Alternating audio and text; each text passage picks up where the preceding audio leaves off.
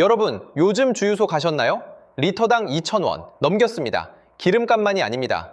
윤활유, 정제 제품 할 것 없이 에너지 관련 가격이 전방위로 오르고 있습니다. 2026년 초 중동에서 단 하나의 사건이 대한민국 에너지 시장을 완전히 뒤집어 놨습니다. 호르무즈 해협 봉쇄. 전 세계 해상 원유 물동량의 20%가 지나가는 이 좁은 수로가 막혔습니다. SK이노베이션, GS칼텍스, HD, 현대오일뱅크, 국내 굵직한 정유사들이 공장 가동률을 낮추고 공급처를 바꾸고 제품 가격을 올리며 비상 경영에 돌입했습니다. 그런데 딱 한 곳만 조용했습니다. 울산 온산공단에 있는 정유사 하나가 9조 원짜리 공사를 멈추지 않았습니다. 도대체 이 회사는 뭘 알고 있는 걸까요? 오늘 그 비밀 전부 파헤칩니다. 2026년 초 중동의 지정학적 갈등이 한계를 넘어섰습니다. 이란이 촉발한 긴장이 극단으로 치달으며 인류가 가장 두려워하던 시나리오가 현실이 됐습니다. 호르무즈 해협 봉쇄. 이 수로는 단순한 바다길이 아닙니다. 사우디, UAE, 이라크산 원유가 빠져나오는 유일한 출구이자 전 세계 하루 원유 소비량의 5분의 1이 지나가는 에너지의 대동맥입니다. 이 목줄이 잠기자 시장은 즉각 반응했습니다. 브렌트유 선물 가격은 배럴당 100달러를 돌파했습니다. 시장이 패닉에 빠지면서 일부 금융기관들은 최악의 시나리오로 배럴당 150달러까지 제시하기 시작했습니다. 대한민국은 원유 수입의 60%부터 70%까지를 중동에 의존하는 구조입니다. 이 대동맥이 막히자 정부와 정유업계는 즉각 움직였습니다. 미국, 서아프리카, 남미 등에서 대체 물량을 긁어모으기 시작했습니다. 그리고 이란은 여기에 기름을 부었습니다. 호르무즈를 통과하는 선박에 배럴당 1달러의 통행료를 부과하겠다고 나선 겁니다. 봉쇄보다 더 교묘한 압박이었습니다. 원유 가격 급등에 운송비, 보험료, 거기에 통행료까지. 국내 정유사들의 원가는 사방에서 동시에 치솟았습니다. 주유소 기름값은 리터당 2,000원을 넘기며 민생을 직격했습니다. 모두가 이 위기에 흔들리고 있었습니다. 그런데 딱 한 곳만 흔들리지 않았습니다. 위기 상황에서 기업은 보통 어떻게 움직일까요? 현금 아끼고 투자 멈추고 허리띠 졸라맵니다. 그게 상식입니다.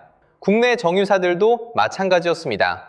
GS칼텍스는 하루 정제 물량을 80만 배럴에서 67만 5천 배럴 수준으로 낮추며 가동률을 조정했습니다. SK에너지와 HD 현대오일뱅크도 정기 보수 일정을 앞당기거나 설비 일부를 멈추는 방식으로 생산을 줄이기 시작했습니다. 이익 안 나는 기름까지 억지로 돌리지 않겠다는 판단이었습니다. 그런데 S오일은 달랐습니다. 타 정유사들이 공장을 세우는 그 순간에도 S오일은 평소처럼 원유를 들여왔습니다.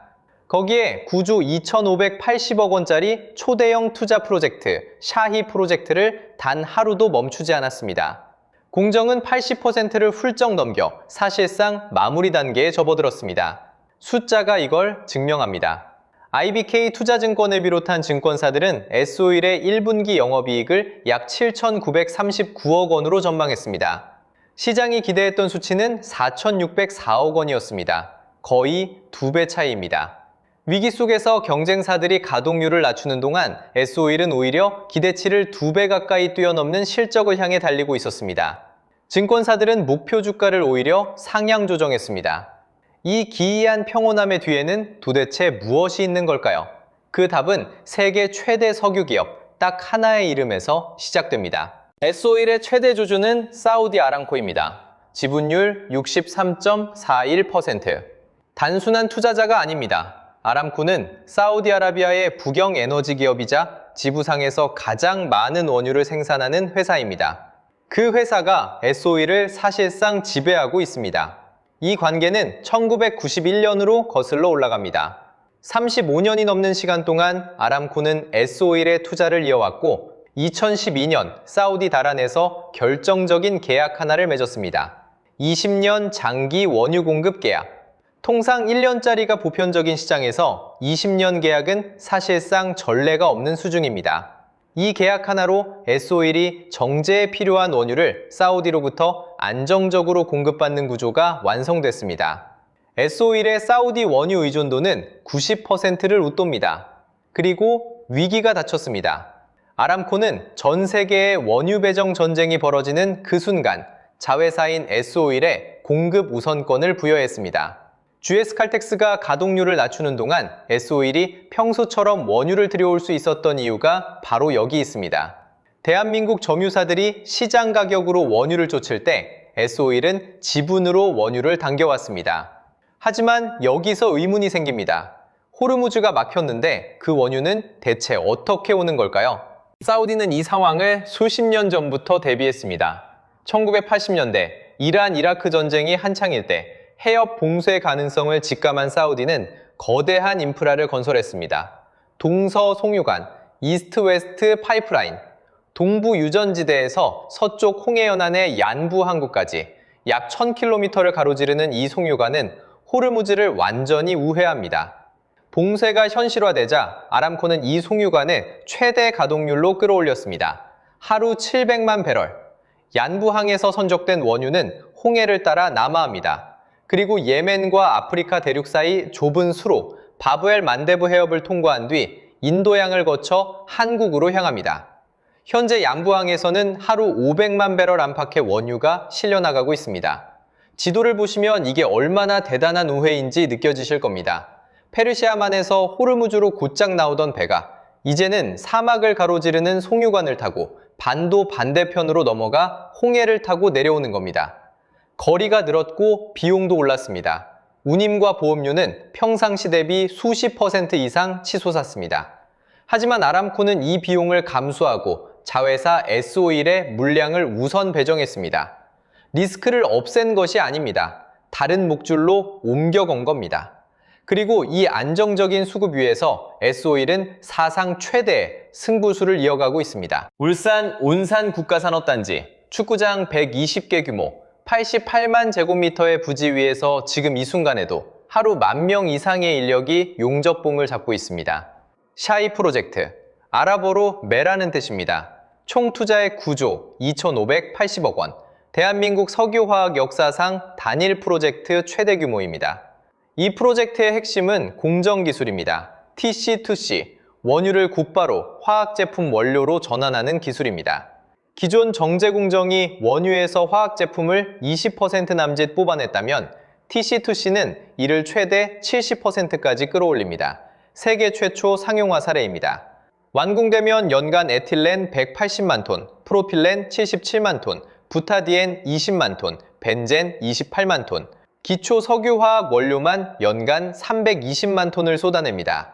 S-오일 전체 제품에서 석유화학 비중은 현재 12%에서 25%로 2배 이상 뛰어오릅니다. 생각해 보십시오. 경쟁사들이 공장을 세우고 가동률을 낮추는 지금 이 순간, S-오일은 역사상 가장 큰 공장을 완성하고 있습니다. 2023년 착공, 2026년 상반기 기계적 완공, 하반기 상업 가동이 목표입니다. 우리는 더 이상 기름만 파는 회사가 아닙니다. 그런데 바로 이 순간, 이 모든 계획을 위협하는 검은 그림자가 다가오고 있습니다. 사우디의 우회로가 가동되자 이란은 움직였습니다. 호르무즈 통행료 부과로 시작된 압박은 더 큰 위협으로 번졌습니다. 이란 의회 의장이 공개적으로 경고했습니다. 걸프 국가들이 미국과 이스라엘의 대이란 군사작전에 가담할 경우 홍해 입구인 바브엘 만데브 해협을 봉쇄할 수 있다고. 예멘의 친이란 후티 반군 역시 같은 경고를 반복했습니다. 지도를 다시 보십시오. 호르무즈가 막혀서 얀부로 돌아가고 얀부에서 홍해를 타고 내려와 바브엘 만데브를 통과해야 합니다. 그런데 그 바브엘 만데브마저 막힌다면 사우디의 우회로 자체가 사라집니다. S-오일로 향하는 원유의 길도 함께 닫힙니다. 이른바 이중 초크포인트 리스크입니다. 더 심각한 문제는 따로 있습니다. 이란 측은 아람코와 그 자산들을 미국, 이스라엘 자본과 연결된 적대 세력으로 규정하기 시작했습니다. 실제로 미국계 대형 자본이 아람코 파이프라인 지분을 대량 보유하고 있다는 점이 공격의 명분을 제공하고 있습니다. S-오일은 아람코의 핵심 자회사입니다. 이란 혁명수비대나 후티 반군이 홍해를 지나는 아람코 유조선을 드론과 미사일로 표적 공격한다면 지금 S-오일의 평온함은 한순간에 무너질 수 있는 위태로운 구조입니다. 그렇다면 S-오일에게 플랜 B는 있을까요? 우회로는 기적이 아닙니다. 비용이 붙는 임시방편입니다. 얀부항에서 하루 500만 배럴 안팎을 선적할 수 있다고 했습니다. 하지만 호르무즈를 통해 빠져나가던 사우디 수출 물량을 100% 대체하기엔 역부족입니다. 물량도 물량이지만 비용 폭탄이 문제입니다. 운임과 전쟁 위험 보험료는 평상시 대비 수십 % 이상 치솟았습니다. 여기에 이란이 부과하는 통행료까지 더하면 배럴당 원가는 조금씩 그러나 꾸준히 수익성을 갉아먹습니다. 다른 정유사들은 이미 미국산, 서아프리카산 원유로 방향을 틀고 있습니다. 업계에서는 S오일 역시 사우디 의존도를 낮추기 위한 대체 공급처를 검토할 수밖에 없다는 분석이 나옵니다. 하지만 말처럼 쉽지 않습니다. S오일의 정제 설비는 수십 년간 중동산 중진류에 맞춰 설계됐습니다. 미국산 경질유로 급전환하면 정제 효율이 급격히 떨어지는 기술적 문제가 생깁니다. 아람코와의 20년 장기 계약 구조상 도입처를 갑자기 바꾸는 건 대주주와의 관계를 건드리는 민감한 선택이기도 합니다. 아람코라는 뒷배는 든든합니다. 하지만 그 뒷배에 묶여있는 한 마음대로 방향을 틀기도 어렵습니다. 강력한 패를 쥐고 있지만 패의 수는 많지 않습니다. 그렇다면 최후의 결말은 어디로 향할까요? 정리해보겠습니다. 호르무즈가 막혔습니다. GS칼텍스는 가동률을 낮췄습니다. SK에너지와 HD현대오일뱅크는 설비를 세웠습니다. 모두가 공급처를 바꾸고 가격을 올리며 방어에 나섰습니다. 그 사이 S오일은 달렸습니다. 아람코 지분 63.41%, 20년 장기 공급 계약, 동서송유관과 양부항으로 이어지는 우에로트, 그리고 자회사 우선 배정이라는 보이지 않는 특권. 그 결과 시장이 기대한 영업이익의 2배에 가까운 실적 전망, 위기 속에서 오히려 목표 주가 상향. 이것이 S오일이 9조 2,580억 원짜리 샤이 프로젝트를 멈추지 않은 이유입니다.